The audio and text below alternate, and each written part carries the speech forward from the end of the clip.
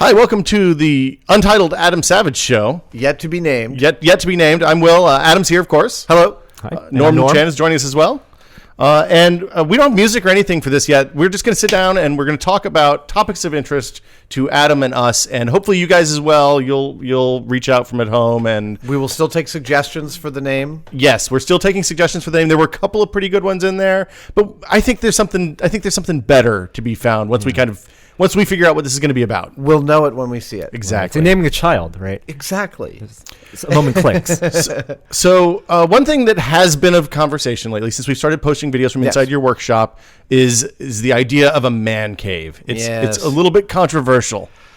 So having not actually read the comments about why it's controversial, I'm going to make a guess as to why it is controversial. One is because of the word man. Yeah. Okay, right? It's sort of gender specific. And yet I don't want to perpetrate the idea that a man should have a cave and a woman should somehow, I don't know, be sweeping the entrance to the cave or something like that. Cooking the Brontosaurus burger outside. Yes, precisely. Just don't order the ribs that are really big, because otherwise your car will tip over. I don't love the term man cave, but I was just going to call this my shop. I've called everything my shop. I've had, rooms like this. I've had 15 of them in my life so far, and I've called them shops, and I have always referred to them. I've always referred to all of my shops as possibility engines. It's very Reed Richards of you. Yeah. I've always, in the same way, I like calling this an engine in the same way that stairs, if you think about it, are in fact a machine. Oh yeah. Right? It's a wedge with the wedge cut off. It's a machine that makes work more efficient. Yeah. Computer is a bicycle for the mind. Right. That Steve Jobs said that. Really? Yeah. That sounds right. That sounds like Steve Jobs. Yeah. So I was calling this a shop, and then a couple of years ago I met Guillermo del Toro at Comic-Con, and it turned out that we were big mutual fans of each other, and we, as Guillermo said it so articulately, we started a grand conversation in the middle. Okay. There are people in the world you don't so much meet as you recognize. Yeah. And he said he has this beautiful Gothic mansion for all of his stuff, and he calls it Bleak House. But he refers to it as his man cave. And when he said, "Come to my man cave," I thought I should call this a man cave. And it is, in a way, it's solidarity. Yeah, right? yeah. But I'm not attached to calling it my man cave, and I've never loved the name. I feel a little... I'm not big on that whole Tim Allen tool term. Men are like that. I appreciate the comedy, but it's not inherent in the format. This shop is something that, is not gender specific at all, and nor do I believe that it should be. So I'm happy to abandon man cave should I come up with something better. But if there's anything more pretentious than calling it my possibility engine, I can't imagine what that would be. I think possibility engine is probably worse, Adam. I don't want to judge, but You're right. There are a lot of different connotations with man cave. I think you're actually giving the internet a little too much credit with the gender specific nature of the term. I don't think there are any actually complaints about it being a man cave and not a woman cave, but there is that connotation that it is a place like the Tim Allen thing that you go to retreat away from your family to supercharge your lawnmower. Right. And look, my family is my whole focus in life. One of the things I'm most grateful for on Mythbusters is that even though we shoot a really crazy, grueling schedule, I've never missed dinner. My kids know me, and I'm home every day by 6, and that's really important to me. And actually finding a balance of shop life to home life was something that took me years to do. And in a way, it's as simple as when I'm here, I am not escaping from my family. They're never out of my mind. This is just a space where I regroup and where I, refuel. Well, and part of the thing about living in San Francisco is even if you have, no matter where you live in San Francisco, there's not a space that's this big in most normal people's houses that you could devote to putting a lathe and putting a couple of mills and having disc grinders and then having just space to hang 25 lightsabers. Well, I I need for my creative process, I need a visual cacophony. All of my shops, which I'm working on an article for Tested right now. Oh, awesome! Of a tour of my shops through the year. Right, you said you had 15 of them. That's very specific. Like, well, yeah. I think I've counted 15. I think I have pictures of 7 of them. Okay. Knowing the number, does that mean that you hold certain memories with each place that you've worked in? Every place has, yeah, absolutely. And I remember the putting in of things and things that happen in those spaces, and they're all really important to me. They all taught me different things, but one thing is I need to have literally things hanging everywhere. Right. And that was another thing that my wife was very specific about. Like, look, I love your office space in our old house, but I don't want it in the new house. Like, I don't want a cave with no light in it. And you know what? I agreed.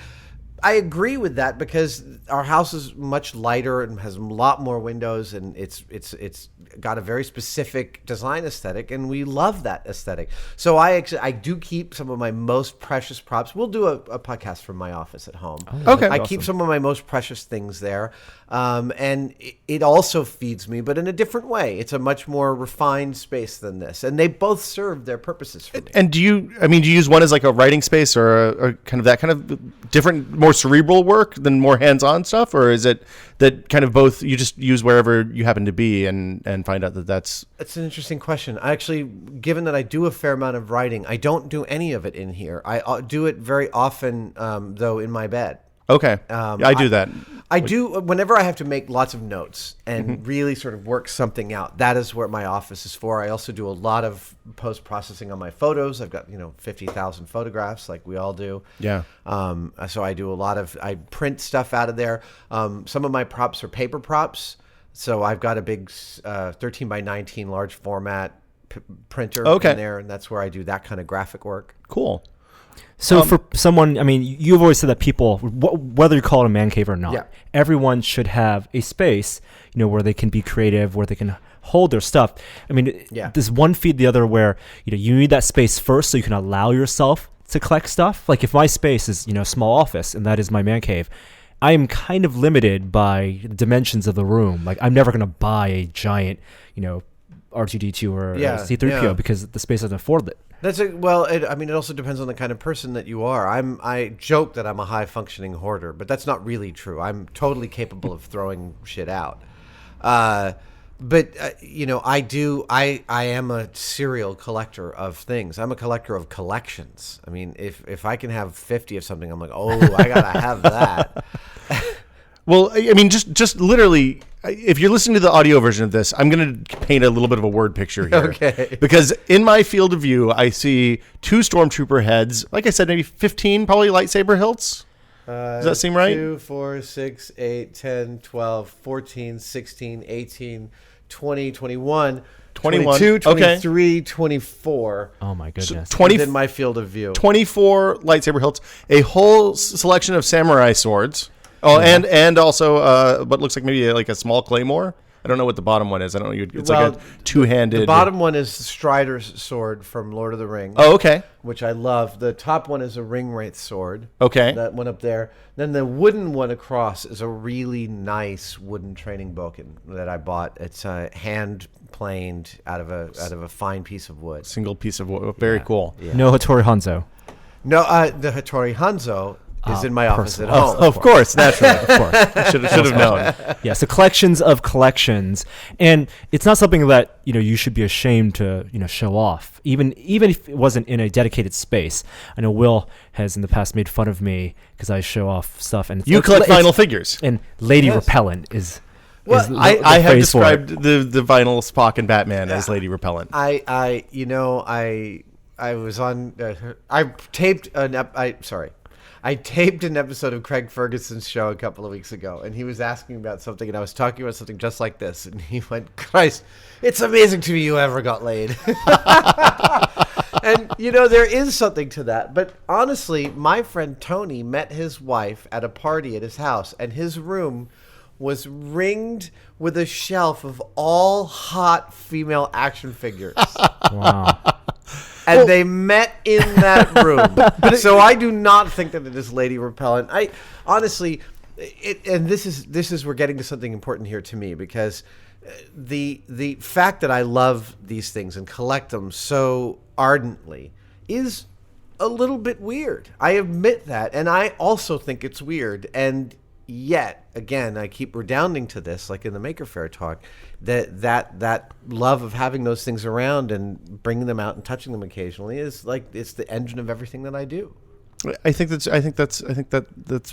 there's nothing abnormal about that, right? No,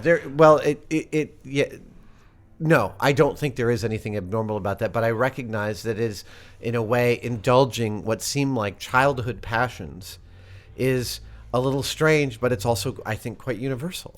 Well, yeah, if you think about all the things that drive, I mean, me, which is really the only person I can talk about, it's things that I learned as a very young child. I mean, we talked about Boy Scouts some last week, and things that I learned doing, as a scout are things that carry through to this day. Making sure that I always have the things that I need to do, kind of whatever that thing happens to be, is very clearly a remnant of making sure you have the tools that you need. Well, they're to touchstones. do everything. Yeah, They're that's total touchstones. And I gave the commencement address at Sarah Lawrence recently, and one of the things that occurred to me to say to the kids is, look around at these friends that you've made in the last 4 years.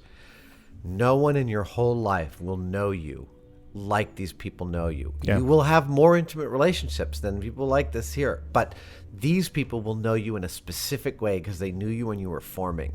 And the same thing about, the movies that came out when we were 12 and 13. And for me, it's Raiders and Star Wars and Close Encounters and things like that. Those were so primordially important to just the whole way that I think from a cultural level and from the fantasy life that I enjoy. Do you think that those movies? Because see, the thing that's interesting to me is you're just a few years older than I am. I think like 5 or 6 years older than I am. Turning 45 this year. So 7, but they're thereabouts. I mean, we're in the same. Yeah, you were in high school, and I was probably in middle school. Yeah. The thing that's interesting to me is the movies that I would list are in that same range. It's Raiders, which I discovered as a result of seeing the third Indiana Jones movie, which lucky I saw the second one. Well, it was a prequel. See, we have different feelings. There's more than one Raiders of the Lost Ark movie? The second one I'll let you have. That one's gone, right? Actually, people noted this, that you call all the Indiana Jones movies Raiders of the Lost Ark. Yes, and I do. Very purposefully. Yeah, because that to you is the only movie. It is. And I will have a longer discussion about movies, but one of the things I discovered when trying to answer what are my top 10 favorite movies is actually there's 3 or 4 categories of favorite movies. Because there's movies that I could sit and watch right now. Yeah, over and over again. Over and over again. Then there's movies that I loved but can't watch anymore. And then there's movies that are just really important to me, and I might never have loved them, but they really affected me. Yeah. And those are all different categories of things with their import. Well, that carries over to everything. There's books that I've read over and over and over again, and then there's books that I read once and that experience is done. I'm ready to move on. Yeah. And again, going back to the man cave thing, I mean, if books are what influence you, those books, having those tangible objects in your cave, in your space, in your office, are important for you to physically touch and see and remind you of who you are. And also sharing that with other people. So one of the reasons that all the stuff arrayed around here, and I'm about to actually bring in a friend of mine who's a set designer to help rejigger this whole midsection of the shop space. Cool. Is I love the reason it's all in display cases is because I want to share it. I don't want to be the only one who enjoys these. So when people walk in here and they're like, "Oh my God, I get so excited for them, and by extension, I get this empathic awesome from that experience. Well, and 2 different things can have 2 completely different, senses of feeling for different people. I mean, if I come over and pick up one of the ILM models that you worked on when you were working at ILM, I have a completely different attachment to that than you do as the dude who carved that out of plastic or whatever. So I will say there's been some good jokes here, and Janet Varney, who is a comedian and an actress, and she runs the San Francisco Sketch Fest. She's a good friend of mine, and we a couple of years in a row we've held parties for the Sketch Fest here in the cave. And there's a pool table behind us here that goes mostly unused because I use it as a project table. And there's chalk over on the wall there that you can use to chalk up your hand for playing pool. And Janet came in here, and after about an hour of watching everybody geek out and like, oh my God, is that the thing from the thing? Oh, it's the thing from the thing. She looks over the chalk and she goes, oh, Adam, is that the hand chalk from The Accused? Why Like, the accused? I Why know, the accused? I know. Like I would go Color of Money, The Hustler. She's going. That's a comedian. deep pull, man. She's going for the darkest possible joke, and I so respect her for that. Oh, that's good. That's good. And by the way, it is not the hand chalk from The Accused. I'm kind of disappointed. I'm a little let down now, Adam. I'll admit that. She was wondering if I had the pinball machine as well. So yeah, so the man cave. I think that part of the reaction to man cave is that it has turned into bro-y place where bros go to watch football on Saturday morning and drink beer and and again escape their wives and Yeah. families. That is the cultural idea Right. of what men want to do, and I don't have an experience of that. This is a different kind of space. So if people feel like that's what's being communicated by the word man cave, you should know that that's Look in the not. mirror. Maybe you're the problem. Oh boy. So I guess let's wrap this up here as the first or maybe the third. I don't know. We might post these out of order. Who knows? Episode of the as yet untitled Adam Savage project. And thank you for listening. We'll be posting these every week for the foreseeable future. So thanks, Adam, and thanks, Norm, and we'll see you guys next week. Thanks, guys. Bye. Bye. That music. The music is going to be